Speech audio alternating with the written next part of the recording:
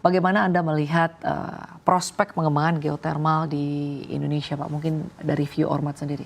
Oke, saya coba ulas dari sudut pandang saya sebagai pelaku usaha bisnis dan membawa investasi dari Amerika. Saya cerita sedikit tentang Ormat. Ormat itu adalah perusahaan geotermal yang sudah berdiri 60 tahun yang lalu dan khusus berinvestasi di geotermal. Lalu kemudian kita listed di New York Stock Exchange dan sekarang kami mengoperasikan 1.200 megawatt geotermal di seluruh dunia, di mana 900 megawattnya itu terkonsentrasi di US. Nah ini mungkin yang menarik. Nah kami datang di Indonesia ini 10 tahun yang lalu, agak telat, dan kita kita mengulasnya dari sisi pandang kita ya, sebagai investor, kita melihat bahwa Assalamualaikum warahmatullahi wabarakatuh. Waalaikumsalam warahmatullahi wabarakatuh. Alhamdulillahirabbil alamin. Bung kameramen, Bung Alfian ingin memberi tausiah. Masya Allah, lama dong Bung Alfian. Pemirsa, tausiahnya cukup 1 menit saja. Yang pertama, bertakwalah kepada Allah Subhanahu wa taala.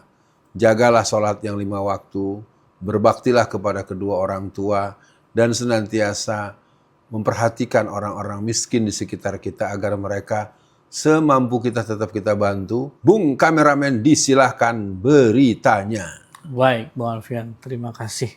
Syukur kita kepada Allah Subhanahu wa taala. Alhamdulillah kita masih diberikan kesempatan Bung Alfian untuk beraktivitas menghadapi serangan digital. Wah, Masya Allah. Bung Alfian, kita mendapatkan postingan yang menarik dari Greenpeace. Memang Greenpeace ini salah satunya sering lah ya membahas tentang lingkungan, tapi saat ada genosida, dia juga relatif sering membahas tentang Palestina, Bung Alfian. Yang pertama saya awali dulu dengan berita lain. Di 2018 itu ada berita, nanti kita tampilkan. Dokumen rahasia sebut Luhut dan Sandiaga ikut misi ke Israel. Nah, Bung Alfian, apa yang diupload oleh Greenpeace? Jadi Greenpeace itu mengamati Indonesia ini aktif memperjuangkan pengakuan Palestina, tapi kenapa kita masih kerjasama dengan Israel? Di awalnya kita bacakan dulu. Prabowo kembali menegaskan komitmen Indonesia terhadap pengakuan Palestina dan soal kiriman bantuan ke Gaza dalam pidato kenegaraan perdananya. Juga kita ngelihat bantuan Indonesia yang dikirimkan, Bung Alfian. Namun layaknya pidato Prabowo hari itu, pernyataan ini penuh kontradiksi. Karena ternyata meski tak punya hubungan diplomatik resmi, Indonesia masih memiliki kerjasama pendidikan dan energi dengan Israel yang menduduki tanah rampasan dari warga Palestina. Kemudian, Greenpeace memberikan contoh, Bung Alfian. Di bulan Juli ini, 2025, sekelompok mahasiswa pertanian berangkat ke Israel untuk ikuti program magang di Arafah International Center for Agricultural Training (ICAT). Nah, itu di Israel, Bung Alfian.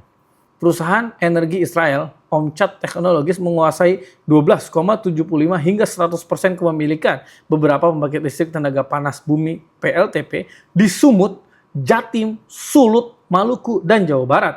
Di sisi lain, pemerintah Indonesia malah berencana akan mengevakuasi warga Gaza ke Pulau Galang, seolah-olah mengusir rakyat Palestina dari tanahnya sendiri. Respon awalnya, silakan Bung Alfian.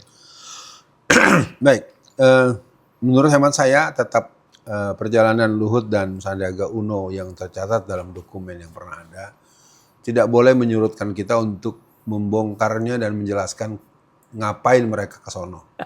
Itu tetap ya buat siapapun, dan mungkin bisa juga di forum ini, di channel ini, ataupun yang lain silahkan untuk membahas itu. Karena menurut saya ini jadi presiden buruk dan kita tidak akan pernah mentolerir. Respon saya untuk masalah ini yang jelas kita tidak akan pernah memberikan pemihakan kecuali satu pilihan, Palestina merdeka dan Israel harus keluar dari Palestina. Itu tidak ada kata kompromi. Kenapa?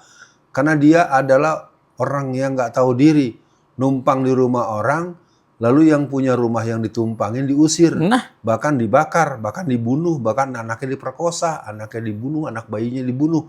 Jadi yang jelas solusi dengan dua negara, menurut saya itu adalah sebuah akal-akalan penjahat. Jadi seperti Bapak sederhana saja, siapa yang ngomong begitu? Pak Prabowo kah siapa? Menurut Anda rumahnya datang maling. Ketika malingnya ditangkap, oh maaf Pak, ini isi rumah kita bagi dua ya Pak ya. Nah itu akan sama juga begitu. Dan saya pikir sangat naif, dan intinya buat kita kemerdekaan Palestina adalah dengan mengusir dan menggusur semua orang-orang Israel yang memang itu bukan tanah mereka. Begitu respon awalnya Bung Kameramen. Ya, Bung Alfian. Kita lanjut Bung Alfian dari Greenpeace. Kerjasama dan niat baik evakuasi bertolak belakang dengan sikap diplomatik Indonesia terhadap penjajahan Israel. Tak hanya itu, kerjasama ini juga mau bertentangan dengan alinea pertama pembukaan Undang-Undang 1945.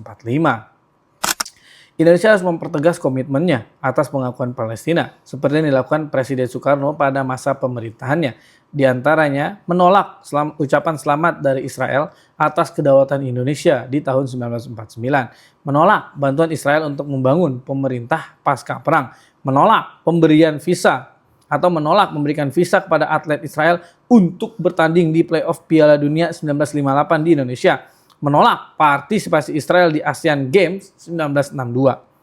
Pemerintah Prabowo juga harus mempertegas komitmennya atas Palestina dengan menghentikan segala bentuk kerjasama dengan institusi Israel yang berdiri di atas tanah rampasan dan didukung oleh pemerintahan yang melakukan genosida dan merusak alam Palestina.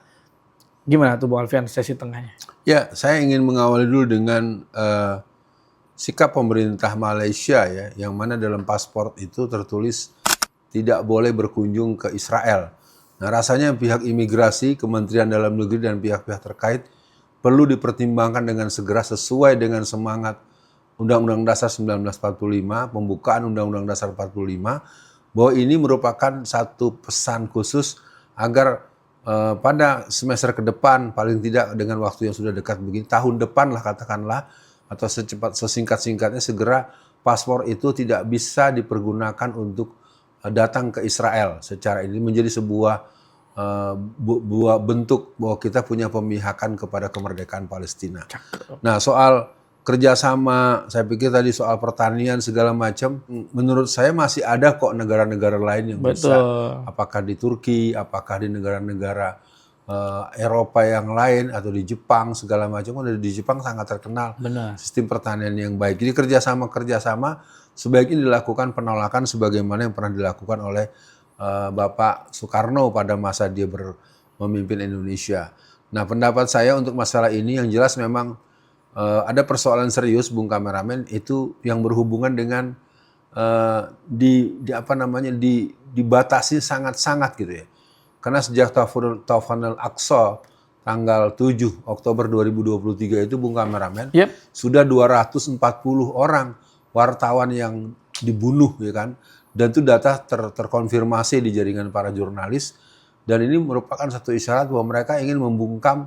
Tidak boleh ada orang yang mempunyai pengetahuan baik berupa bacaan, baik berupa video, baik pun berupa pemberitaan yang menjelaskan apa sebenarnya kesejatian persoalan yang dilakukan, yang terjadi di Israel, terutama keinginan mereka menghabisi Gaza. Itu responnya Bung Kameramen. Ya, Bung Alfian, tadi yang Bung Alfian sampaikan saya bacakan dengan jelas ya di paspor Malaysia itu, bahasa Melayunya, paspor ini sah digunakan untuk semua negara kecuali Israel. Masya Allah, Bung Alfian. Bung Alfian, kita bacakan sedikit tuntutan dari Greenpeace yang menurut saya sejalan juga dengan kita. Yang pertama, gencatan senjata segera tanpa syarat dan permanen untuk menghentikan serangan terhadap warga sipil dan lingkungan.